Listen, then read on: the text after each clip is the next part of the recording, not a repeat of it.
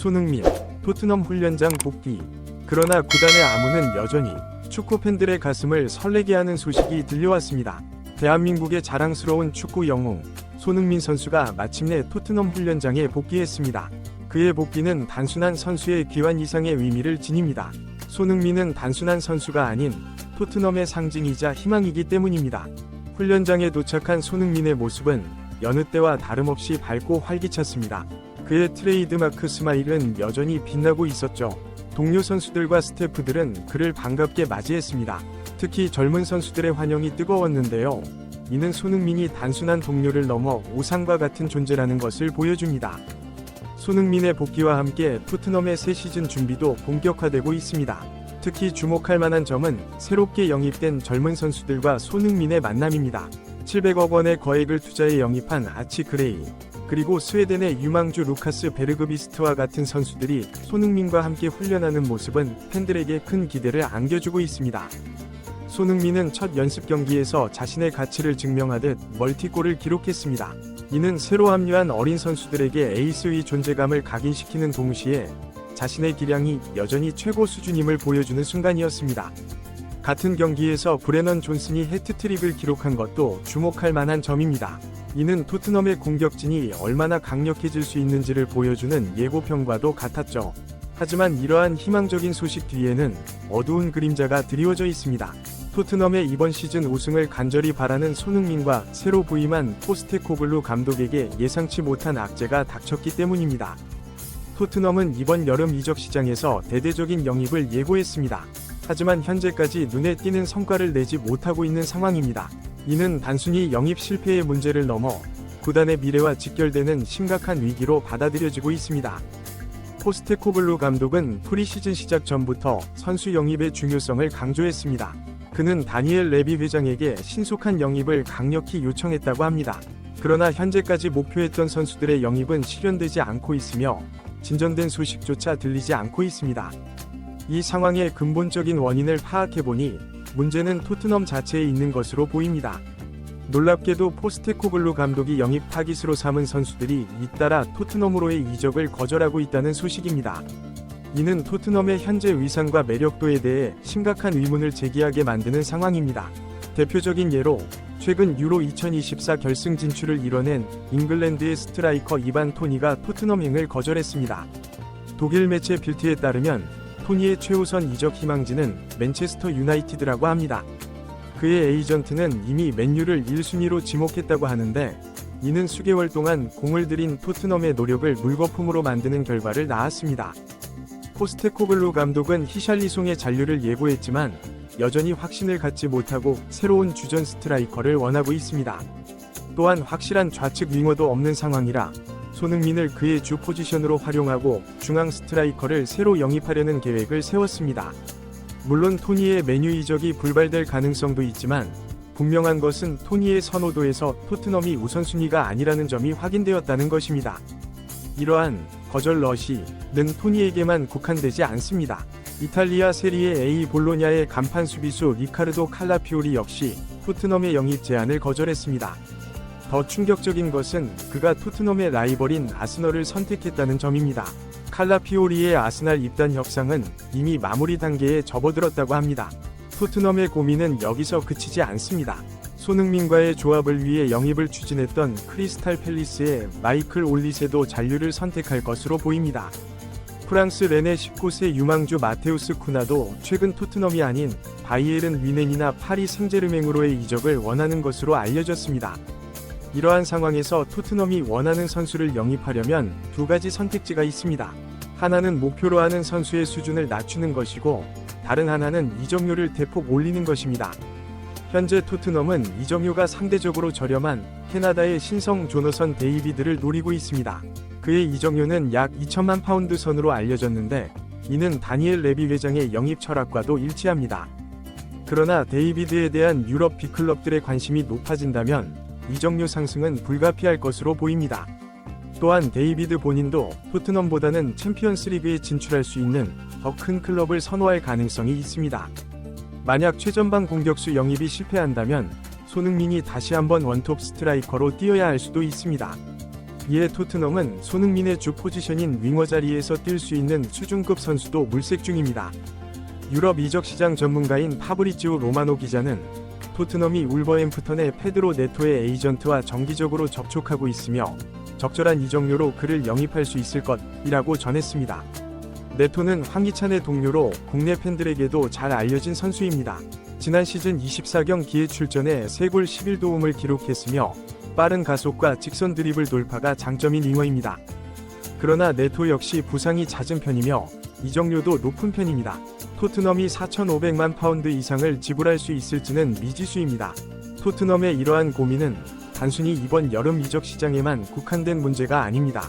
현재 유럽 축구계에서는 토트넘이 충분한 대가를 지불하지 않고 선수를 데려가려는 구단이라는 인식이 퍼져 있습니다. 이는 향후 영입 협상에서도 불리하게 작용할 수 있는 요소입니다. 또한 다니엘 레비 회장이 선수들에게 충분한 이적료나 주급, 그리고 미래에 대한 비전을 제시하지 않는다는 평가도 있습니다. 최근 토트넘은 위고 요리스와 해리 케인과 같은 팀의 핵심 선수들을 떠나보냈습니다. 게다가 레전드 손흥민의 재계약에 대한 토트넘의 태도 역시 많은 선수들의 눈살을 찌푸리게 만들고 있습니다. 이번 시즌 챔피언스리그 진출권을 확보하지 못한 것도 수준 높은 선수들에게는 토트넘의 매력도를 떨어뜨리는 요인이 되고 있습니다. 결국 실력 있는 선수들이 토트넘을 선택할 이유가 점점 줄어들고 있는 것입니다. 금전적인 대우도 팀이 참가하는 대회의 수준도 떨어지고 있기 때문입니다. 이러한 상황이 지속된다면 토트넘은 두 가지 선택에 직면하게 될 것입니다. 하나는 목표로 하는 선수의 수준을 낮추는 것이고, 다른 하나는 큰 금액을 지불하여 오버페이를 감수하는 것입니다. 어느 쪽을 선택하든 토트넘의 미래에는 불확실성이 커질 수밖에 없습니다. 이 모든 상황 속에서 가장 안타까운 것은 바로 손흥민의 입지입니다. 세계 최고의 선수 중 한 명인 손흥민이 자신의 수준에 맞는 동료들과 함께 뛸 수 있을지가 큰 의문으로 남아 있습니다. 그의 재능과 열정이 제대로 된 팀 구성으로 뒷받침되지 않는다면 이는 손흥민 개인뿐만 아니라 토트넘 전체에도 큰 손실이 될 것입니다. 그럼에도 불구하고 희망의 끈을 놓을 수는 없습니다. 토트넘의 구단 수뇌부와 포스테코글루 감독은 현재의 위기를 타개하기 위해 다각도로 노력하고 있습니다. 이적 시장이 마감되기까지는 아직 시간이 남아있으며 언제든 상황이 급변할 수 있습니다. 또한 손흥민의 존재 자체가 토트넘에게는 큰 자산입니다. 그의 실력과 카리스마, 그리고 리더십은 새로운 선수들을 영입하는 데 있어 중요한 요인이 될 수 있습니다. 많은 선수들이 손흥민과 함께 뛰는 것을 꿈꾸고 있기 때문입니다. 토트넘 팬들에게 이번 여름은 불안과 기대가 교차하는 시간이 될 것입니다. 구단의 이적 시장 활동이 어떻게 전개될지, 그리고 그 결과가 새 시즌에 어떤 영향을 미칠지 모두가 주목하고 있습니다. 한편 손흥민의 존재는 여전히 토트넘의 가장 큰 희망입니다. 그의 실력과 리더십은 팀을 한 단계 끌어올릴 수 있는 원동력이 됩니다. 새로운 동료들과의 호흡, 특히 젊은 선수들과의 시너지 효과가 기대되는 부분입니다. 포스테코글루 감독 역시 중요한 변수입니다. 그의 전술과 팀 운영 방식이 토트넘에 어떤 변화를 가져올지 지켜볼 필요가 있습니다. 새 감독의 리더십이 선수들의 잠재력을 끌어내고 팀의 전술적 진화를 이끌어낼 수 있을지 여부가 이번 시즌의 관건이 될 것입니다. 물론 현재의 상황이 결코 낙관적이지만은 않습니다. 그러나 축구는 예측 불가능한 스포츠입니다. 때로는 어려운 상황 속에서 더 큰 성과를 이뤄내기도 합니다. 토트넘의 역사 속에서도 이러한 반전의 순간들이 있었습니다. 팬들의 역할도 중요합니다. 어려운 시기일수록 팀에 대한 지지와 응원이 필요합니다. 토트넘의 열정적인 팬들의 목소리가 선수들에게 힘이 되어줄 것입니다. 특히 손흥민과 같은 핵심 선수들에게 보내는 응원은 그들의 사기를 높이고 더 나은 경기력을 이끌어낼 수 있습니다. 이번 시즌 토트넘의 목표는 명확합니다. 리그에서의 순위 상승과 함께 유럽 대회 진출권 확보입니다. 이를 위해서는 팀 전체가 하나로 뭉쳐야 합니다. 베테랑 선수들의 경험과 젊은 선수들의 패기, 그리고 새로운 전술의 조화가 필요한 시점입니다. 손흥민의 역할은 그 어느 때보다 중요해질 것입니다. 그는 단순히 득점과 어시스트를 기록하는 공격수를 넘어 팀의 정신적 지주로서의 역할을 해야 합니다. 젊은 선수들에게는 멘토가 되어주고 팀이 어려운 상황에 처했을 때는 리더십을 발휘해 팀을 이끌어가야 합니다. 토트넘의 이번 시즌은 재건의 시즌이 될 가능성이 높습니다. 대대적인 영입에 실패했다면 오히려 이를 기회로 삼아 팀의 체질을 개선하고 장기적인 비전을 수립할 수 있습니다. 젊은 선수들에게 더 많은 기회를 부여하고 팀의 정체성을 재정립하는 것도 하나의 방법이 될 수 있습니다. 또한 이번 위기를 통해 구단 운영 방식에 대한 재검토가 이루어질 수 있습니다. 다니엘 레비 회장의 경영 스타일에 대한 비판이 계속되고 있는 만큼 이를 개선할 수 있는 기회로 삼을 수 있습니다. 선수 영입과 계약 갱신 정책, 그리고 장기적인 팀 운영 방안 등에 대한 전면적인 재검토가 필요한 시점입니다. 한편 토트넘의 현 상황은 프리미어리그 전체의 경쟁 구도에도 영향을 미칠 수 있습니다. 토트넘이 하락세를 보인다면 다른 팀들에게는 상위권 진입의 기회가 될 수 있습니다. 반대로 토트넘이 이 위기를 잘 극복하고 반등에 성공한다면 리그 전체의 경쟁력 향상으로 이어질 수 있습니다. 손흥민의 개인적인 커리어에 대한 고민도 피할 수 없는 주제입니다.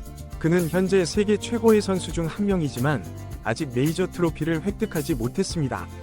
토트넘에서의 미래가 불투명해진다면 그가 다른 빅클럽으로의 이적을 고려할 가능성도 배제할 수 없습니다. 이는 토트넘 팬들에게는 악몽 같은 시나리오겠지만 손흥민의 커리어 관점에서는 고려해볼 만한 옵션일 수 있습니다. 그러나 지금 당장은 이번 시즌에 집중해야 할 때입니다. 토트넘과 손흥민 모두에게 중요한 시즌이 될 것입니다.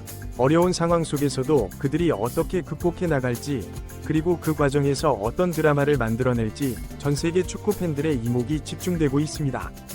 이번 시즌 토트넘의 경기 하나하나가 중요한 의미를 갖게 될 것입니다. 매 경기가 팀의 미래를 좌우할 수 있는 중요한 순간이 될 것입니다. 손흥민을 비롯한 선수들의 활약, 포스테코글루 감독의 전술, 그리고 구단의 대응이 어우러져 어떤 결과를 만들어낼지 지켜보는 것도 큰 재미가 될 것입니다. 마지막으로 이 모든 상황 속에서도 축구의 본질을 잊지 말아야 합니다.